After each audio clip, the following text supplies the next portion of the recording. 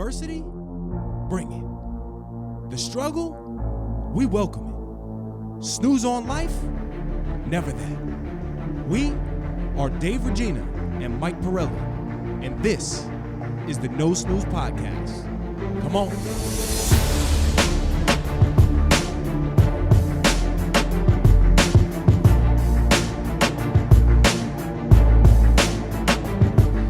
Welcome back. Episode 17, No Snooze Podcast. Too much caffeine this morning, but we're back. 17, baby. We are back. What's going on? Listen, man, you asked me about my headphones before. You said, who did I steal them from? So these have No. I said, what child did you take them from? Because you have an abnormally small head. All right. So I stole them from my nephew. He's about 11 years old, but his head is now bigger than mine. He's outgrown them, so now I have them. Thank you. Very cute. Yeah, mine are. I've actually have the opposite. I have a very big head. I don't know if people have noticed, especially in a suit.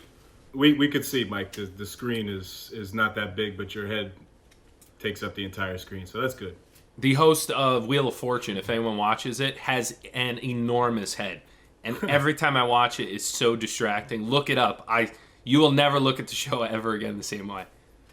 No, Drew Carey doesn't do Wheel of Fortune. Claudio said Drew Carey, but he when he says things, nobody else can hear him, so it looks like Mike is talking to himself. So this is now our fourth episode virtually recording, right, during this whole pandemic, Mike? I've lost count. I've lost count of everything. It is crazy. But before we get started, we still want to just say thank you very much to first responders, healthcare workers, maintenance workers, essential employees that are putting their lives on the line, every day. It's important that we acknowledge them because I know we both feel that way, Mike.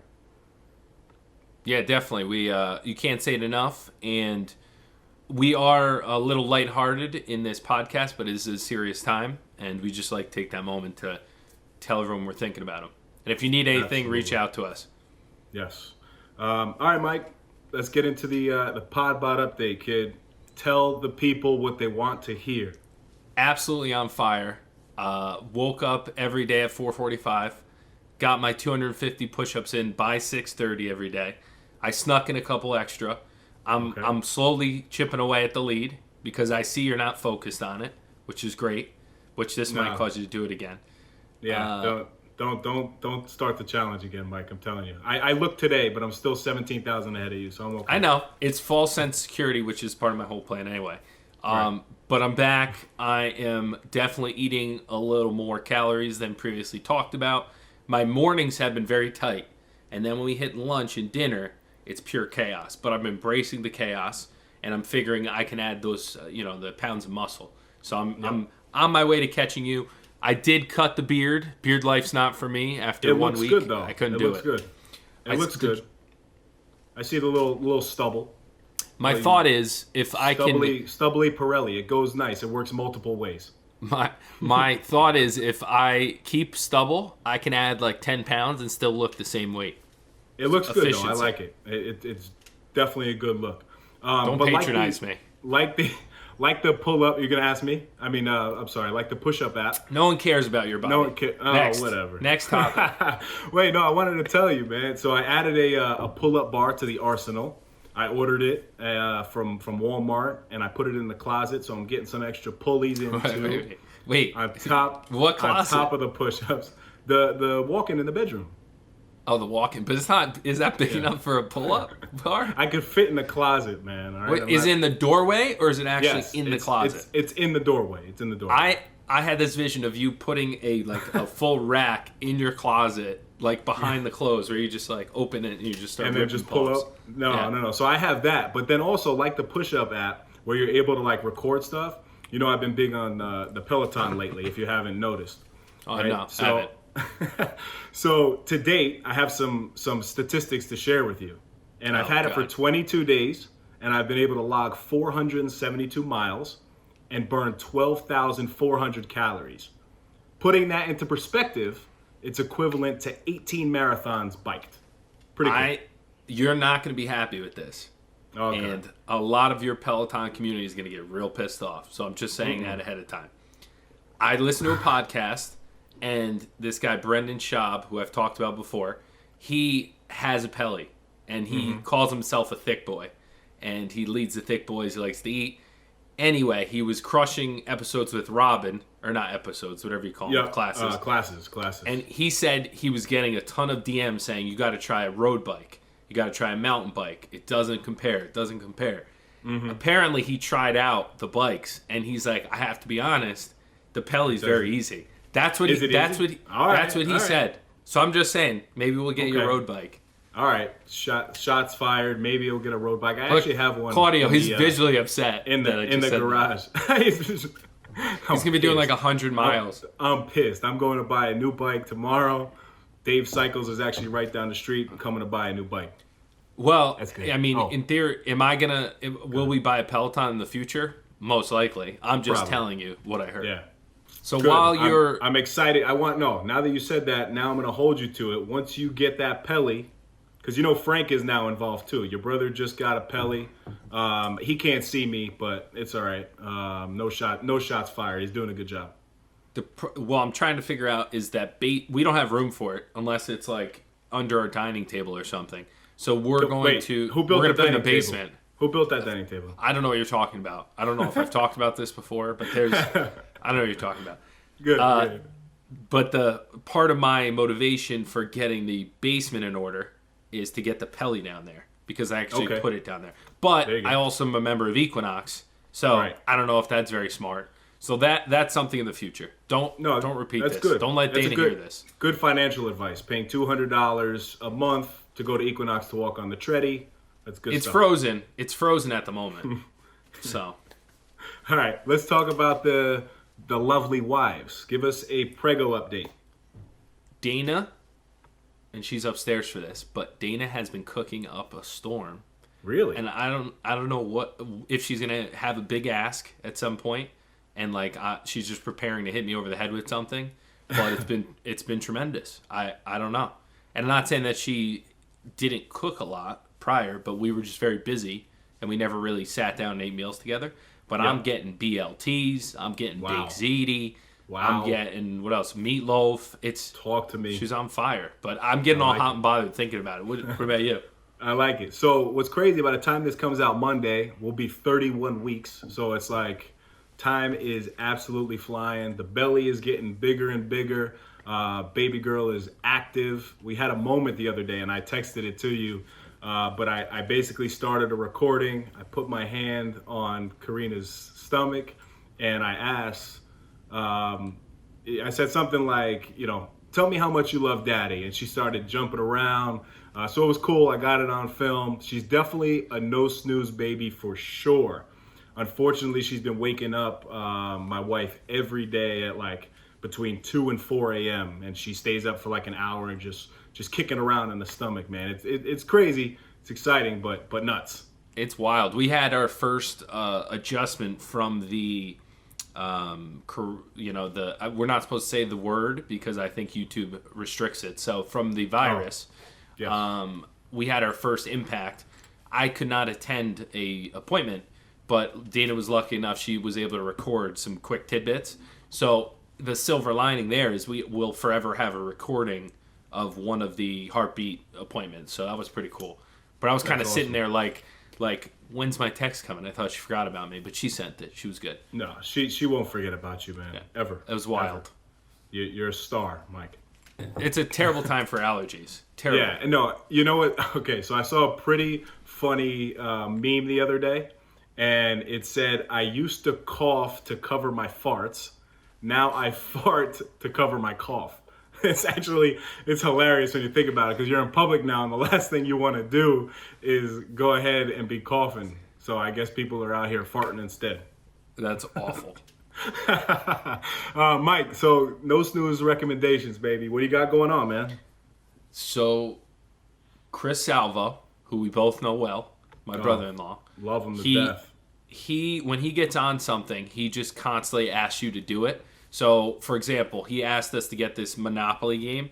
Every time we talk to him, he talks about this Monopoly game. Still haven't got it. So he started telling us about this documentary, and it's called The Scheme, and it's on HBO. and it's about a guy who basically was a recruiter in some form for a lot of the top schools in the country. And the story is absolutely wild. The 7-5, a documentary you introduced me to that we both love, I went out on a limb, and I think it's better than that documentary. So if you've seen the 7-5, you'll love the scheme. It's wild. It's crazy to think that this all happened, and I never knew to what extent. All of it happened. It was awesome. You watched it, right? Yeah. Well, you put me on too, so I can attest to it. Documentary is great. It adds right to documentary Dave, not a movie guy. The documentary thing, I absolutely love docs. So this was good, and it incorporated obviously the scheme of NCAA basketball. That's what the overarching scheme is about. But then the business side of things and how he was able to move and navigate.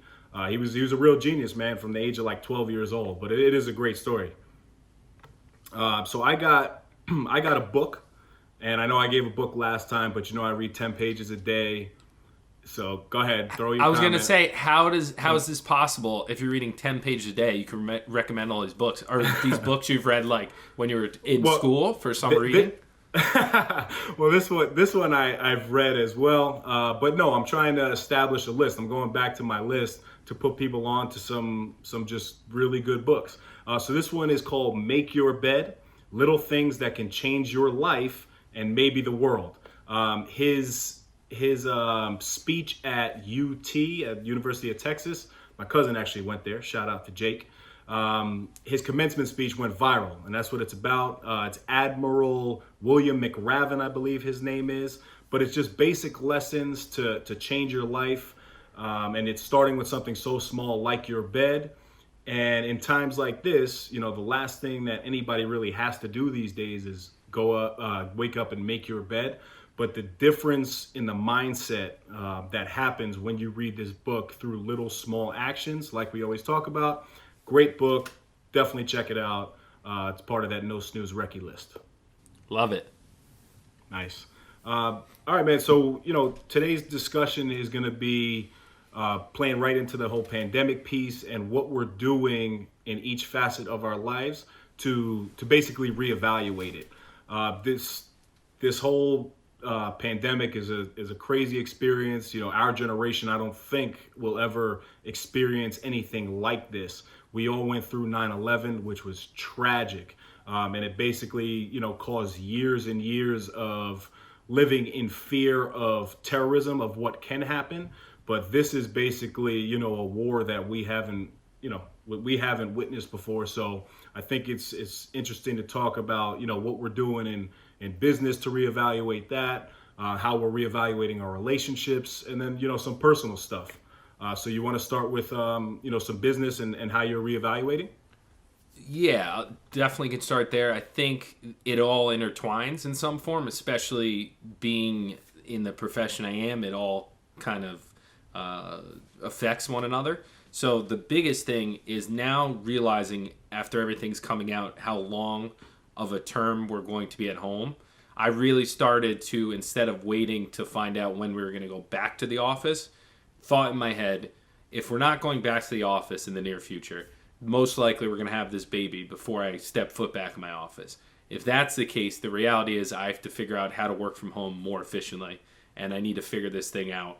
And rather than procrastinate and just keep putting it off as if like, oh, it'll work itself out, I need to start taking action and cleaning out the garage, which has been the big thing.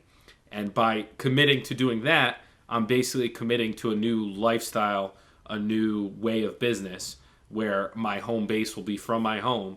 I can still go into the office for appointments and certain things, but it won't be my primary location. So that's been like the biggest thing that I started to commit to, whereas I played around with it a little bit, and I know I was telling you guys I was in the basement, it was too cold, so I came back upstairs and I'm working from the dining room table, but the longevity of that, I can't make that work. Now a basement, my own space, far enough away from the fridge where I'm not eating every 2 minutes, it's doable, although you're just in the basement, you're close enough to potentially in the future run up and feed the baby, help Dana, and So once I heard that we were going to be stuck inside or at home, I committed to business-wise making working from home my primary location, which is a big change. So, with you guys, that's not really an option, right? Like being able to work from home. So yeah, no, I love that, man, and I've seen what you're doing, and I think what I'm going to speak to, you've kind of alluded to, and you're already putting into play, and you're doing a phenomenal job with the technology side of the real estate stuff. You really impressed me, and I'm not just gassing you up here. I appreciate it. Well, I don't have the space to record, so this is also for No Snooze, because I would love to have a space where I have a backdrop, the video stuff's all set up. Like I scrambled this morning to set up this thing. If I could just have this downstairs and say, all right, well, I got to go record this quick clip, and then I'll come back up and help you change a diaper, that would make my life so much easier in the near future. Right. No, but I appreciate that. No, for us, as if this is your first time tuning in, I work local government, and technology really is not up to speed. And what I mean by that specifically is we have a ton of programs and services that are geared towards our senior citizens. So luckily, we're still able to deliver the meals. Now we've partnered with, community policing and certain organizations. We're putting out, close to 150 meals per day during this pandemic for the seniors, which is great. But they've been missing out on their programs and services and activities that they come to, partake in every day. And when you're in that age of the golden years, you need that activity. But because they're so vulnerable to what's going on, it's created, a separation. So this stems back to last year or 2 years ago. The staff and we created something called Cyber Seniors, where we took all the seniors, we brought them into That's awesome. It's a good name, right? Great brand name. Right. So we took them into the computer lab. That was a nice partnership with Altice. And we basically showed them how to use email, how to use the internet. But it was only twice a week, how to online shop, what Amazon services was all about. So it was only twice a week, and they really loved it. But because we had prepped them in that direction, now we've effectively delivered some laptops to their location. And now they're able to get on some chair yoga, which we've implemented via Zoom. So we're putting in bingo. So it's been a nice time, man. And this is something that, we had to reevaluate it, but the pandemic like this has basically forced us into doing that. So that would be the biggest change for sure on, our side of things in terms of a town and operating and utilizing technology to our advantage these days. Can I jump in on the bingo and stuff? Is there an age minimum? I was gonna say I could send you the the Zoom info prior to. You could put maybe we could dye your hair or something. So this all intertwines with my past. So my grandfather was big on the computer when he got older. He loved to play golf on the computer. He used to go in and teach other people how to do the computer. So these programs you're talking about are the best because I saw what it did for my grandfather. Now my grandmother also, on my mom's side, has an iPad. I believe my grandmother on my dad's side and grandfather also have some form of FaceTime. But long story short, we went to, on my 21st birthday, he took me to the casino. And I'm like, Pop, how are we getting to the casino? And he's like, oh, we're taking the bus. And I'm like, what bus? He's the senior bus. I'm just turned 21, and I'm riding in the seniors bus on the way to the casino. And me and him went to the casino, and he looks at me. He's like, all right, what do you want to play? And I'm like, I'll play blackjack. Like, he's like, okay, all right, go grab a seat. I'll stand behind you, make sure you're not doing anything wrong. He gave me, I forget how much he gave me, maybe $100 or something. And I'm playing blackjack, and I'm on fire, right? And I'm just kind of in the zone. And I turn around, and my grandfather's not there. And I'm like, where the hell is this guy? So I look left. He's on the craps table screaming, throwing dice. And everyone around him's like, he's hot, he's hot. And I'm like, Pop, what are you doing? He's like, not now, not now. So I'm gambling, and I'm like betting 100 a hand because I'm on fire. And I'm 21. And me and him win big. So we're back on the bus, and everyone on the bus lost because they were just kind of playing slots. Me and my grandfather are like going nuts. We're like, this was the best trip ever. And I look back and like everyone's asleep in the back. It was awesome. But I love programs for awesome. The seniors. I'm a senior supporter. Of course. That got me fired up. Right. No, I like it. It's a good story, man. and those memories are great ones, and that's what keeps us going through crazy times like this, is thinking about that. But we're trying so hard, because they're the most vulnerable, to go out on a limb and make sure that they're okay during this time. The second thing that has definitely changed for me, and I've been forced to reevaluate it, Mike, is my management style. I don't want to see any eye rolls from certain individuals, but I acknowledge that I'm a little rough around the edges sometimes. And as a manager, as the assistant commissioner, I acknowledge that, and I'm aware of that. What do you mean by rough around the edges? Let's elaborate. There's times when I'm stubborn and I'm stuck in my ways, and if I make a decision, I want it to be that way. But I've always had a soft spot for the staff, and I think most would agree with that. No eye rolls, CV. Thank you very much. But this time has forced me to be more empathetic and compassionate for the staff, letting them know that I'm there, checking in with them much more than I typically would, when we're in the office, because there's so much going on and you're moving in so many different directions. So this pandemic it's obviously a curse, and what's going on is horrible, but the perspective of things that I'm trying to utilize and reevaluate, in my business, I definitely feel like there's certain things that have been, helpful for me. Mm-hmm. Yeah, and it sounds like you're embracing the fact that we're going to be in that position, which is half the battle, to start to adapt and realize this is a reality, that even if you do go back to an office, you're going to have to implement this stuff anyway, because it's like the saying, when the toothpaste comes out of the tube, you can't put it back in. So once everyone's exposed to all these options, then you just need to figure out how to incorporate them into your new business, Right. Yeah, so it's for sure. But you said something really smart that I love, is that this has forced people to use technology in a way that maybe they've prepared for but haven't used to the extent that they need to now. So everyone is getting forced to adapt and make things happen and adjust, and some people are using this as a way to not get work done, and which is fine. We talked about it. If you're just trying to get through this safe and your family safe and come out the other side, that's great. But I think the reality is, whenever we get to the other side of this, it's going to be the new norm. There's going to be some level of new norm. So if you could take this time to progress in some form, then you're going to be that much farther along than someone who just tried to get by, which we're very fortunate at this time. We don't have kids, and we don't have to do the day school all day. And I feel guilty not taking advantage of that. Yeah. No, and I'm seeing, I can only imagine if kids were in the house now. My wife is a teacher, right? So she's basically off the grid for a certain portion of the day. So she would have to do that. I would have to be running around trying to manage it. So that would definitely be stressful. So to all the parents out there, we see what you're doing. We can't, relate to it yet, but you guys are setting a really good path for Mike and I. So continue doing that. It's great comedy too. Like, I have a couple friends on the street where I'm like, "How you guys doing?" And they have kids, and you look up, and like one of the kids in like a swimming suit, and the other one's like has goggles on, and they're like, "Get me out of here." It's fun. But, no, it is good.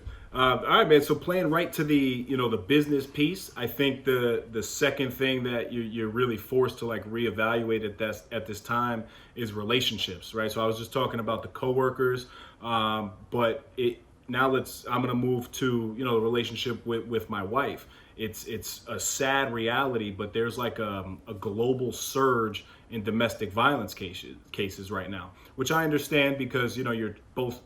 You become irritable. You're trapped in the house all day. But this again has not only reconfirmed the love that I have for my wife, but it's been a weird time, because now I wake up and I'm looking forward to these days, because we'll never have this much time together.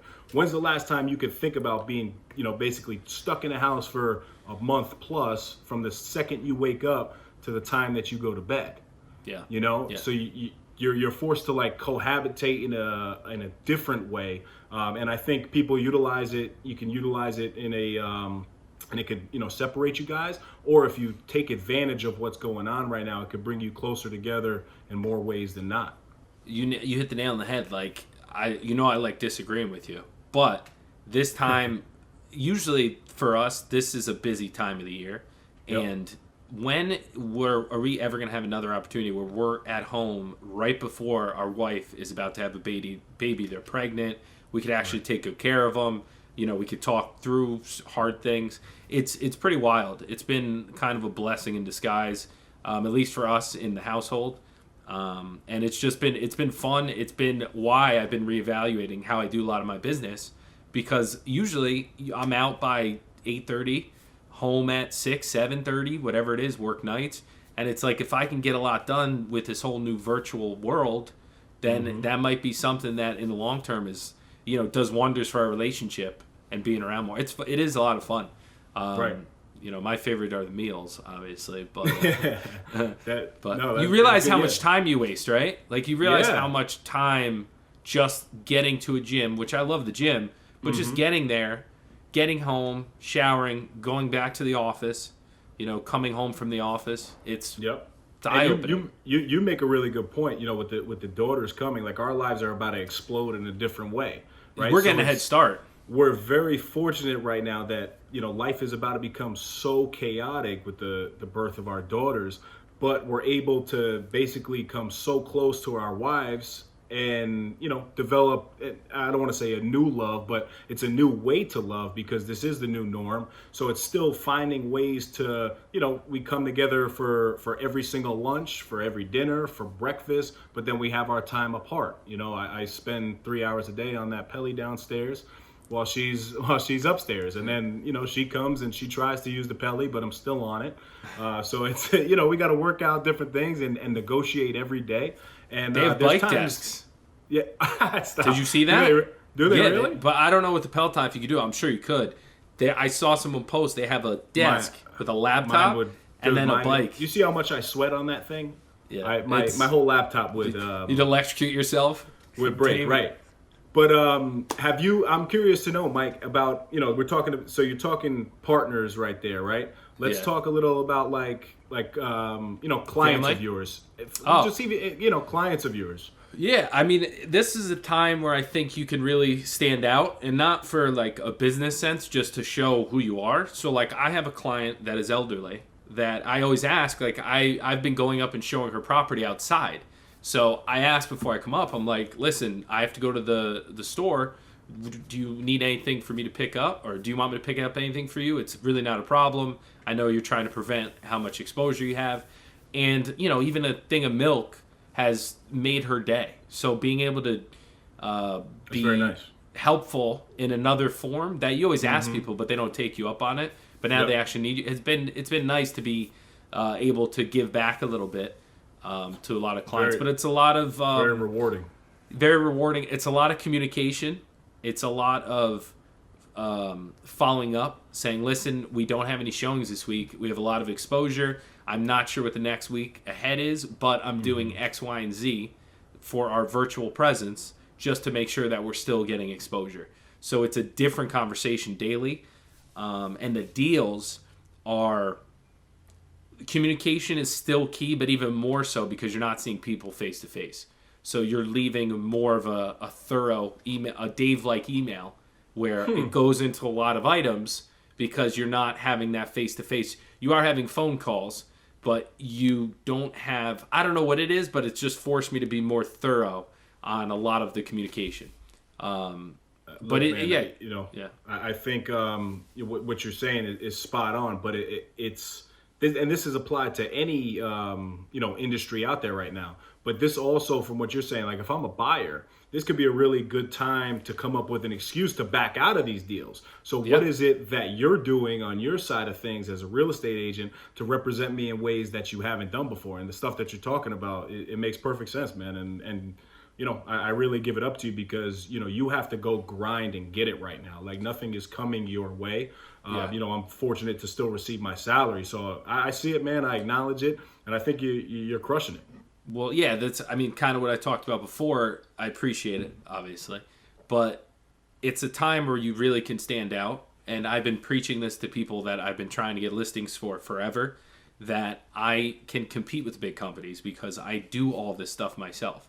I make my videos, I do my tours, I do all of it. I'm an army of one, and that's how I design my business. so that I could be quick, I could be agile, I could deal with situations like this. And now it's a time to actually prove that. So it's like, this is the time. Even if think about it this way too, even if all this 20 hours of videos I'm making and virtual tours, it doesn't sell the house because it's just a time where I'm not going to be able to sell anything. I now have marketing material for the future forever, and people are seeing the effort. So it's like, listen, we might not be able to sell any house in this market, but at least one agent, or, obviously a lot of people are doing it, but he's trying in a different form. So I appreciate it, and I like that you're seeing it. So now that we, discussed the business, relationships, really the personal life is the last thing when I think about, what I'm reevaluating day to day. And even though you're reevaluating doesn't mean that you have to make extreme changes all the time. And one thing that's unique for me, for the past 10, 12 years, we know I've been waking up at this time and working out. But I was basically forced to do that because if I still wanted to get my workout in, I wasn't doing it after 12 hours of work. This is the first time in my life that I'm not forced to do it. However, I will tell you that it not only, confirms it, but now makes me realize that this is my best life is waking up early and putting that work in, just in a moderate to an intense workout, because I'm still creative and it sets me up for success. But technically, this is the first time that I don't have to, because my days aren't as long. I can work out on lunch if I want to now. I can work out at night, So it's interesting to see what habits really work and, that type of stuff. Did you find it harder at all that you didn't have to technically get up? No, man. I really know it sounds nuts, but I genuinely enjoy waking up at that time. And again, I get a good sleep. I'm in bed early. We've discussed that in the habits episode. So as long as I'm still doing that, it's the best for me to wake up. On the weekends, though, I'm waking up at 7:30, having my coffee, then I work out after that. So that's a little adjustment, from the weekday. But for me, it's just strange, man. And I never would have thought, and you were going there before, in terms of the gym, I never would have told you how much that I actually enjoy working out from home. I always thought that I would need to get out and I need that separation. I got to work out somewhere away from my house, but it's so convenient, like you were saying. And I know a guy, and he has this saying, man, he's efficient, he's effective, and it's convenient. Right? I was hoping you messed it up so I could just be like, run that clip over and over. Right. But, it's never a better time, and it's so easy. And if you force yourself to stay in that mindset, like, look, I'm at the gym, I'm not in my basement right now. It just, your timing is crazy. And coming with kids, like you were saying, man, it's going to make all the difference. Yeah, it's the biggest change and time saver, I think, for us right now is that. I think if you can get a good home habit, what's when you get up in the morning? What do they call that? Your rituals, whatever that is. Yeah. Routine or whatever it is. Structure. That's what I was looking for. If you can keep structure and establish a new structure and just do it from home, the amount of time and gas and money and all this stuff you save. I love human interaction, but you have to evaluate, like, am I going to the gym to interact with people? Because if that's the case, I could do that going out to get drinks later in the day when all my stuff is done. I love working out from home. I haven't been able to get a space set where I can keep everything there. I've tried a couple times and it's worked to an extent, but I haven't done it full out. So, but I think the time saving thing is the biggest, and the convenience. That's always going to win in any scenario. If you look at two scenarios and you say this scenario I enjoy, say it's 100% I enjoy it. This I enjoy 90%, but it saves me a ton of time and convenience. I'm always choosing that. Yep. No, and same thing with my haircut, right? You see that my hair is short right now. This is something that, Mike, you laugh, but I would have never told you that I would be able to be away from a barbershop. I used to cut my own hair because I didn't have a choice, right? Because I used to struggle to take money to pay for that. Right, that's different. So now, ever since that wasn't an issue, I've been going to the barbershop every single week. Now I took out those old clippers from college. nice little cut. I mean, it's not, it's not great, but if you're on YouTube, you could see that it's clean. But again, reevaluating, do I really need to be spending that money? Like when I did it, Mike, and you'll love this because you're a numbers guy, right? And you like seeing things in front of you. Say my mortgage was $2,000 a month, right? Which it's pretty close to, give or take, a couple hundred, whatever. But so I did the math on my haircuts, and $30 a week is $120 a month, and that's $1,440 a year. Gym membership, just a moderate gym membership at $40 is $480 a year. Do I really need to be spending that money? Or if when I wrote that down and saw the amount, if I took that money and made an extra payment to the principal on my mortgage, is it more worth it to cut off 6 years of my mortgage? Or, continue to do the things? And I don't have an answer yet. I'm not saying that I'm going to go and do that. But when I put it into perspective like that, it's like, wait, I can cut 6 years off of my mortgage by paying one extra principal payment to that? Yeah, so I love that, and I think about that scenario and breaking it down in those terms, but you have to be careful, because if you do that for everything, then you're going to be like miserable and not do anything. And then, so you have to, the happiness is the art part where you have to be like, how happy does going to the barbershop make me? For me, too, I love going to the barbershop. Brian, it's the best feeling in the world. I need you back, Brian. He retired. He's having a baby as well. Congrats to you guys. But I need you back. I don't know if I'm going to shave my head off. I'm going to grow it out like Brad Cooper, like I said. But once this gel and the hair goes into fro mode, I'm in so much trouble.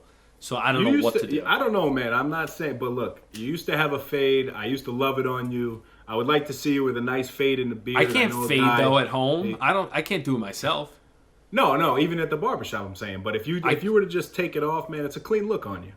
But Brian's the only barber since I had flat tops with my dad's barber, which is a fun fact, that I've used. Occasionally, in college, I would go skip to someone and I'd come back to him. It doesn't feel the same. I know. Yeah, Brian I'd be embarrassed. I'm like, I had used to be my barber too, man. We had that in common as well. But yeah, it's you never really understand until you're, I guess, forced into this. But I also appreciate the outdoors so much right now, right? And a good walk, Mike, you're the walk king. I get it. My wife and I go on a nice 2-mile stroll. But also, we haven't been able to enjoy our house since we moved in, man. You know this. We live right on the lake. So when I'm able to take this all in, and every day we make it a point to step outside, weather permitting. But I'm very grateful, and I don't know if I would have ever taken the time to walk these streets like I do now and just take everything in and realize, like, wow, you know what? All that really matters right now is, those closest to you, and your health is the most important thing. Like, none of this other stuff means anything, you know? So just taking that all in, and again, we're saying reevaluate doesn't mean that you have to make these drastic changes. But it's taking, what works, what doesn't work, and understanding that when stuff does go back to a new norm, how are you going to use this to impact you in a positive way versus this, whole pandemic to break you down?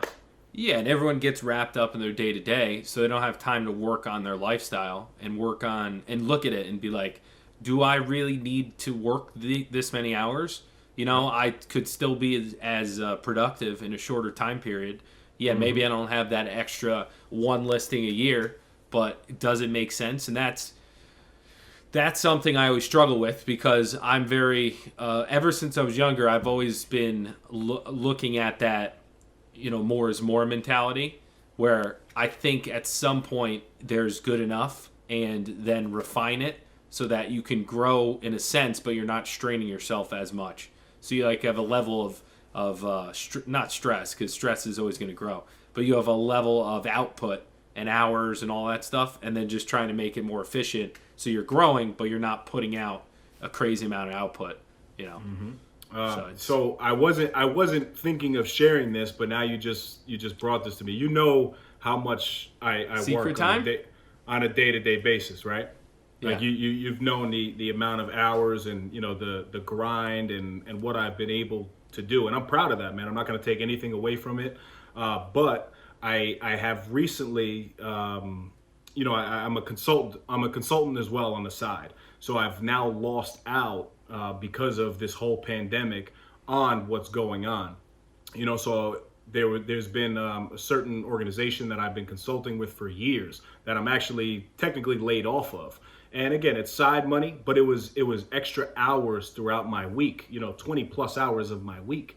So, the couple $100 that brought in is no longer there, but I'm more at peace. And it's interesting because my stress levels are just so down, so that's a good point, man. I actually wasn't going to share that, but timing is everything. That I think is harder to do than anything, is to recalibrate and restrain yourself and say no to things. That's the hardest thing, especially for me too. So, yeah, and nice. you're a money dude, just like me. So if there's an opportunity, and I mean that in a good way. No, I know what you're saying. Yeah. Money is a trigger for us, Well, we're Yeah, go ahead. Yeah, go. No, say it. No, I was gonna say we're opportunists and we have self-confidence that we could do something. But so, I don't know who told me this, but someone said just because you can make money from it and you can do it doesn't mean you should do it. Right. Which is like, because you see all these things that we brainstorm about No Snooze, and we're trying to be deliberate and smart about how we do it. Right. But we see what's crazy about this, and I'll be transparent here. I genuinely enjoy this. Not that I don't enjoy my consulting, but this is something that I'm so much more passionate about. And quite frankly, I'd rather put my time and energy into this, even though it's not bringing the same dollar amount and the monetary value that, consulting was. But it's all about perspective, man. And if you would have told me a month, 2 months, 3 months before the birth of my daughter that I would not be working as much, I would say, no way. I'd be working almost double. But I think I'm, removing the bags from my eyes, the less wrinkles. I just feel lighter, man. Rejuvenated. You look good. Right. You look very nice. I have a question. It, brother. I love everything you're saying, but I'm distracted trying to figure out in my head, the ADD in me. Are you wearing an undershirt or are you wearing no shirt under that? Oh, yeah, no, I have a wife beater. Or you're one of those people, huh? Us Italians call it a little guinea tee. No, I'm curious because I always thought about that and how some people don't wear anything under their pullovers, their half zips. I talked to some about it, but I always wear something under it. I don't have that confidence level yet. Yeah, so just to reiterate that with the whole undershirt, my dad hates this look. So Dad, if you're listening, I apologize, but I am, I'm visually wearing a white shirt with a white undershirt underneath so you can see it. I don't mind the look. Functionality wise, if I get hot, then you're stuck. Then you're like, but I'd rather sweat into my undershirt than soak the whole thing.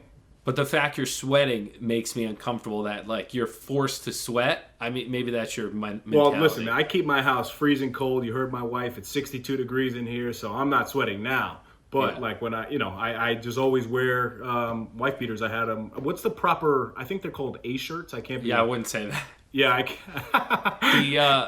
I will admit something. Every once in a while, when I've been in a super rush, I've thrown on a tie, and it's been like super short, or like I didn't tie it correctly, and I throw like a nice sweater over, and I go to an appointment, and then I'm dying, and I'm like, I should have tied it correctly, because now I'm standing here sweating like an animal, but I can't show them that I got lazy and just put, my tie is a half tie. Oh, that's tough. Good time to go into Questies, Mike. You down for that? I guess we have to, right? I'm stuck here. I always love your reaction though. Last episode, if you guys haven't checked it out, there was an episode a question that came in on a relationship topic. Mike absolutely loves giving relationship advice. He's sitting there like this with his hands over his eyes, just shaking his head the whole time. So check that out on YouTube. I don't like to give advice in general because I know that like how back and forth I go on a lot of things because I'm constantly reevaluating things. Like our episode. like your beard. Yeah, exactly. Like there's few things in my life where I'm super committed, and I'm like, these are the overarching themes that I'm going to stick to, and then all the stuff that fills in the gaps, I'm like all over the place. But that's what makes you, man. It's unique to you. So it's my guy. It's the guy I was telling you about. That's him.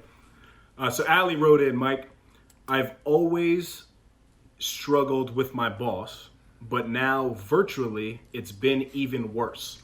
How would you guys handle a boss you don't necessarily get along with? You're a boss, so I think you would have a good perspective to start here.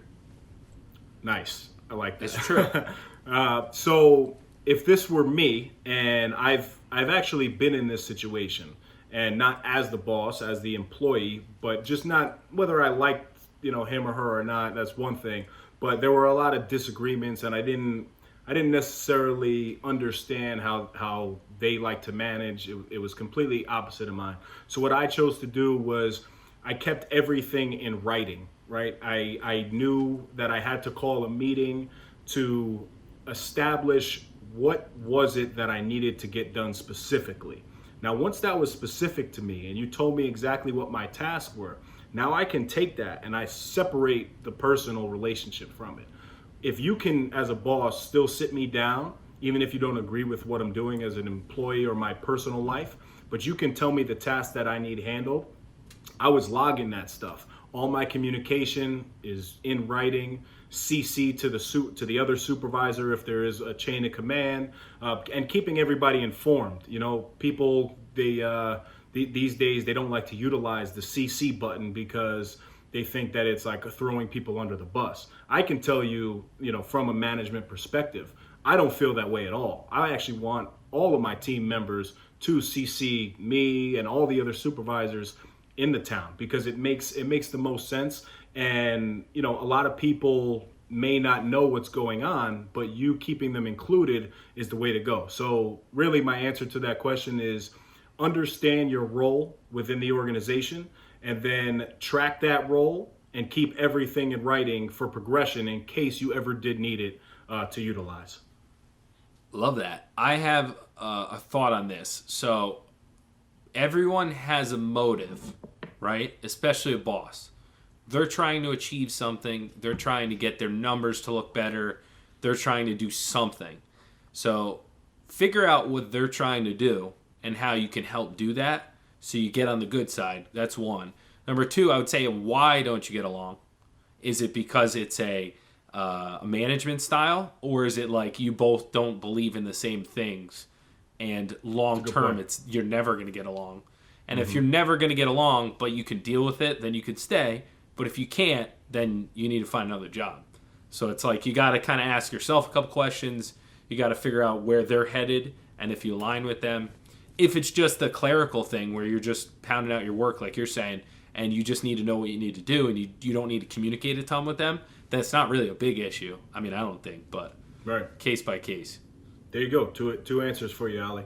So I don't know if this is from Trish or T_Rish is the name. So Trish, T_Rish, this is for you. Thank you. Have you seen the skit of Key and Peele where he's yelling out the names? Not a skit guy.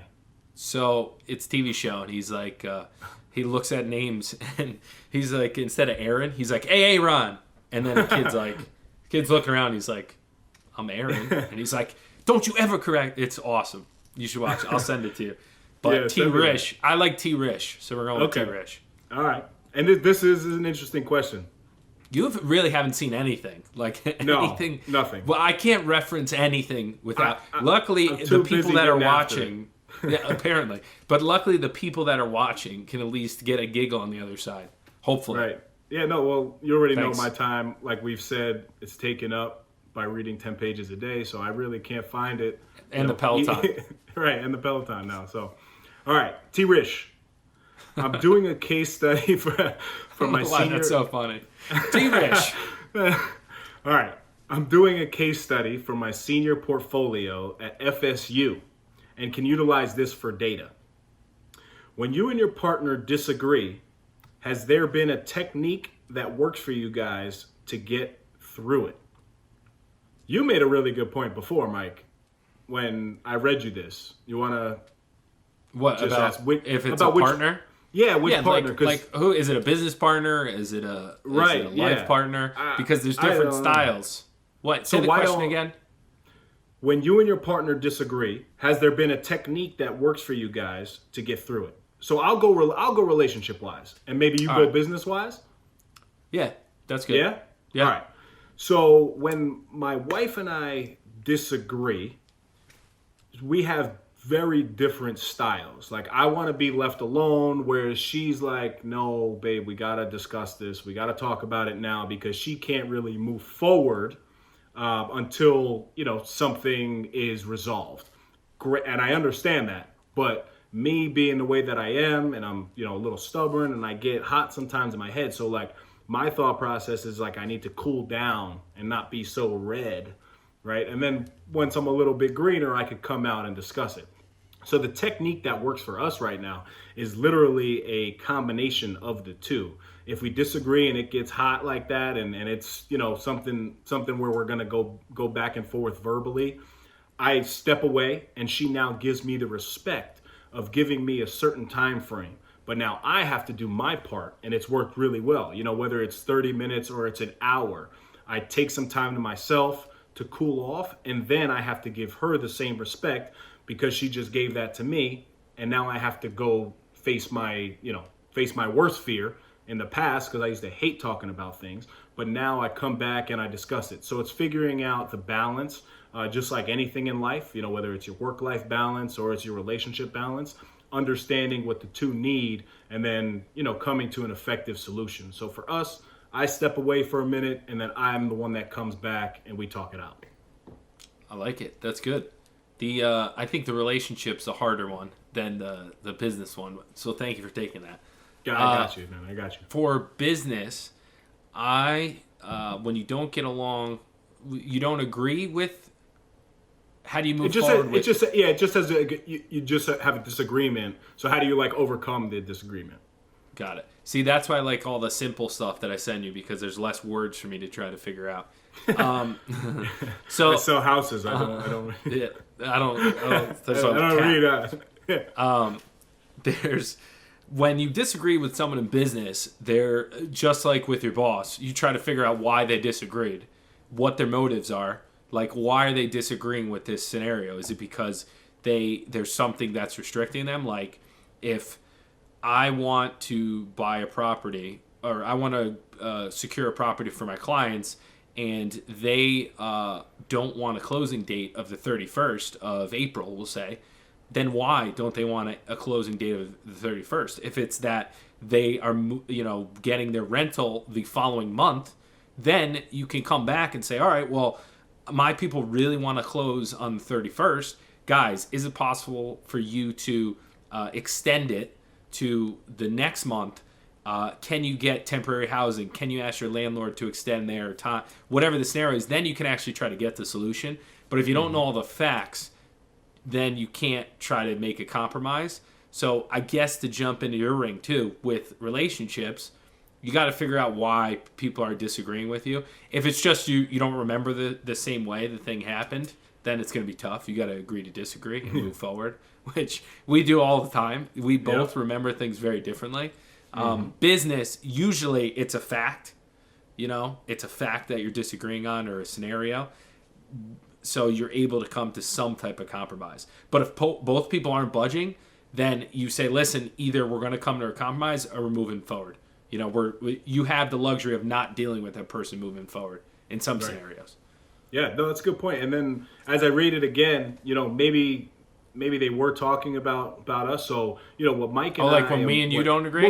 Well, yeah. I just put you in a headlock, intimidate you, and move forward. I give a little noogie. But so we're fortunate enough that we both have different perspectives, but then we also have different avenues of the business right now. Like, audio visual is CV runs that. And then we have our marketing piece with Lauren. So we're fortunate enough to have another voice. So usually what Mike and I do is, we go 2-1. So if there's ever something that happens, sometimes you have to be willing to take an L. So if I say like, hey guys, I want to post this, and then him and Claudio come back, or him and Lauren come back, and they can give me a reason why. Sometimes you just have to eat that, and you have to learn from it. You can always put your perspective and your 2 cents in it, but that's part of the learning process and building a business and a brand together is utilizing the other opinions and seeing it from their perspectives.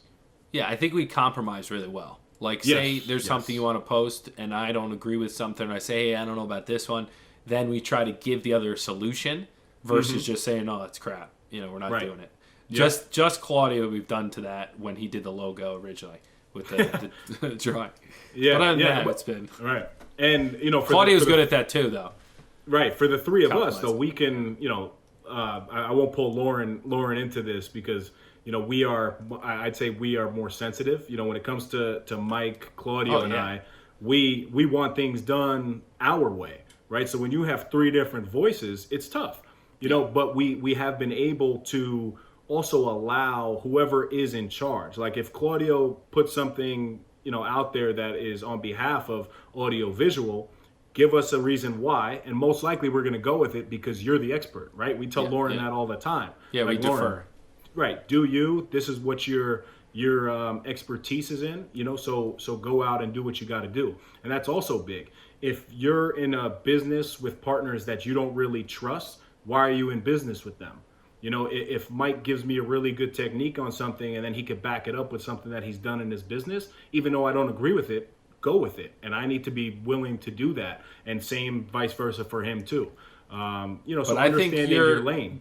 I was going to say, sorry to interrupt. I think you're better at communicating and negotiating that or navigating that, because when I make a decision in my business, other than like if it's out of the realm of what my company would be embarrassed of me doing, which is very rare, I just do it because there's no lag time between. There's no get feedback. I send it out to the customers and clients. If they don't like it, then I don't do it again. So It's been an adjustment, not just, which has been good because some things that we probably would have put out prematurely, like the t-shirts, which we're still working on, it gives us time to refine it a little more.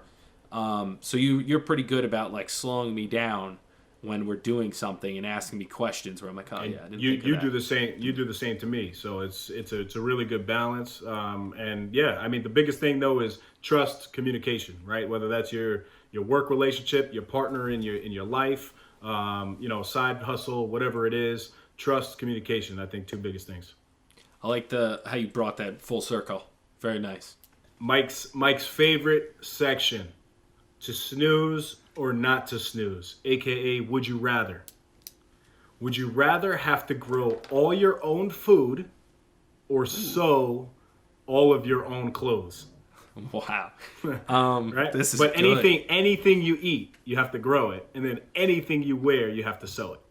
I know I always ask follow-up questions, but it's important. Am I in like my current world right now? Whatever, yeah. Yes. So in my current world right now. Well, actually, no. Let's talk about survival mode. Survival mode. Oh, all right. We'll do survival mode and then in our current world. Go ahead. So survival mode, absolutely, I would grow my own food. Because I just enjoy that. I've had some runs at a garden. I was given tomatoes, but didn't realize that you have to cover them so all the squirrels don't eat them. So it lasted like 2 days. Wow, so I'm gonna disagree on survival mode. Survival mode. I would rather sew my own clothes because it's probably easy to take a leaf, sew it together, and just cover what I need to cover. Yeah, but then I'm walking around elsewhere. I'm walking around in nice linen suits. And I'm like, hey, do you have some extra of this? I could be more charming to get food. So you would flip it if it was in your current world, but you can't. That'd be tough, man. That'd be tough. Own suit. No, I would grow my own food if it was in my current life. Can you imagine rolling up to an appointment and the listing agent or the agent you're representing you is in there like patches and like just it looks like a Neanderthal like me or something? But here's the blind confidence. I think I could pick it up pretty quickly. Because YouTube, I don't know. That's a good one. That's a good question. Right. I'm gonna stick with grow my own food in both scenarios. Okay. Would you rather lose your keys? I'd be skinny too because I wouldn't be able to grow that much food. So it's perfect. I'd be like, oh my god! All right, here's the next one. You ready? Yeah. Would you rather lose your keys or lose your cell phone? No replacements. No, like you're done. Never can drive a car again. No replacement. Well, you could drive a car. You just can't have that one. I don't really need a car right now, so I'd rather lose my keys. So right phone, now, I could call and I could do stuff. I can be functional. I think I agree. If you have to choose one, you got to lose your keys because you can make the phone call to at least get to places. Yeah, but it doesn't say house keys and it doesn't say car keys, but just keys in general. Just a random key. That's tough. Yeah. But actually, I might backpedal. You're gonna switch it? This is tough because like my keychain that I have all my listings all on, your keys, right? That would be a nightmare. Yeah, that would be tough. I have backup keys, so maybe that's a loophole. But like, say I lost all of my keys and I didn't have any backups. Yeah, that's tough. I'd have to call every client and be like, my partner in No Snooze stole all my keys. So, I can't. He ate them. That's bad. You know what I would do? I would buy them all new locks. I'd be like, guys, I updated all the locks. There's been some, worries that people are gonna. You got to use it as a there you go. Positive. That's a growth mindset right there, Mike. Check out Epi 16. Growth. It would cost me big time. Cost me big time. All right, last one. This one's a good one too, man. Would you rather be stuck in an elevator or stuck on a broken ski lift? Oh my god, that's terrible. This is tough. I have claustrophobia, which I don't even know if I mentioned that. That's a big. I used to have night terrors where I'd wake up thinking I was like in a buried alive scenario or a meat grinder. I think I'm gonna go stuck in an elevator because I think the worst feeling in the world is being actually I don't know, stuck in an elevator I'm gonna go elevator. Because when I think of ski lift, obviously it's freezing cold outside. And at some point, I think I'd rather be a little bit hotter and sweat versus being outside in the extreme cold. See, questions. You know what I mean? Who would I be stuck in with? I don't know. If it was Diane Lane, Diane Lane like 20 years ago, I'm in. Get me stuck anywhere. I think ski lift because if I'm in an elevator. That is tight. I think ski lifts are a little bigger, but I don't really know because I don't really ski. And a ski lift, I feel like you can make an escape. I think in an elevator, you're in trouble. You're like that's stuck, right? There's not much you could do there, and it's tight. It is tough. It is tough, but you're probably working in some. What if I'm stuck all the way at the top, dude? Like no way. If I'm on a broken ski lift all the way at the top, and then I have like my North Face on, and then it gets wet and it's rain. Like I don't know. I'd rather just be stuck in an elevator because I don't know any unknowns. I think you can make an escape in a ski lift though. And if you're in a ski lift, you're probably just hanging. Like you're probably it's for leisure, so you probably have some booze on you. You probably could hang. Good. Yeah, I'm going ski lift. That's a fun piece. I'm glad we added that to the Epis. So maybe this will bring us. Maybe we'll do an actual scenario. Well, me and you will see how long we could last. We'll just do it and last. Oh my God, were you there when Frank's friends stayed in a boat all night? No. Were you at Thirsty Turtle when they did that? Oh, no. Oh, and the car. It was a car. Yeah. Oh, it was a car? It was a boat. No, it was a boat. You're right. Yeah. Yes. And I came. And my I wasn't too. Pete. Yeah, I dropped you guys off, and that night I picked you all up, and I'm like, "Where's JB?" Yeah. JB, right? And you guys were like, "He's trying to win a prize." Yes. Did he money. win? No. That's an awesome competition. It was a local college bar when we were in college, and they had this competition even after the bar closed. It was who can stay in this little rowboat the longest. And some it was people a rowboat? Yeah, some people I went thought it was 4 like hours. a big boat. No, where are they gonna put a boat in the bar? I didn't think of that.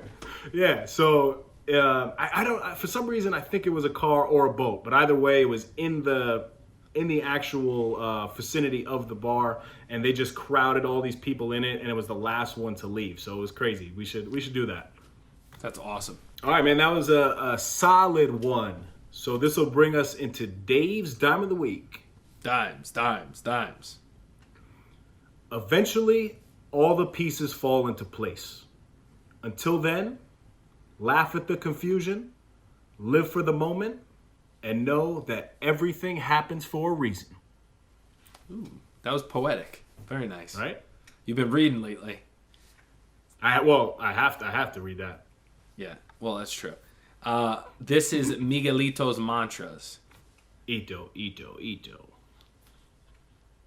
Instead of thinking I can't, think how can I? Is that one short and sweet, just like you? I have a very limited attention span on quotes. If it's over like... That was 5 words, and you had to read it.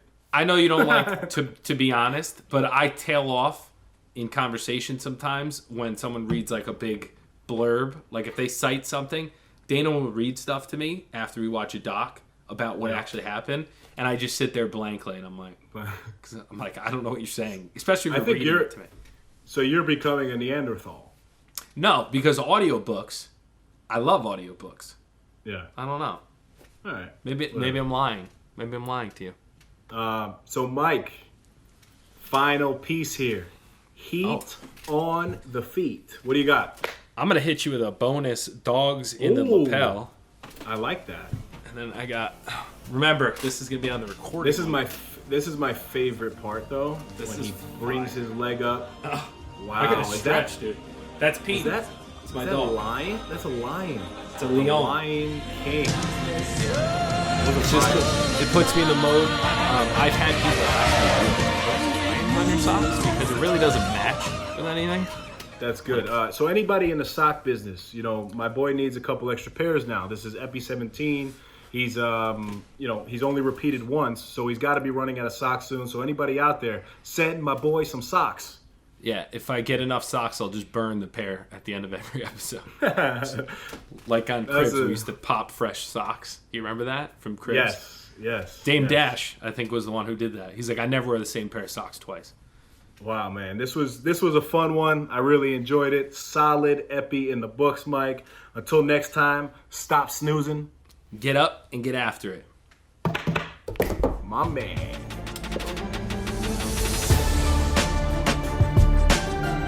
That's another Epi in the books. Go follow us on Instagram and Facebook at No Snooze Podcast. Subscribe to our YouTube channel, No Snooze.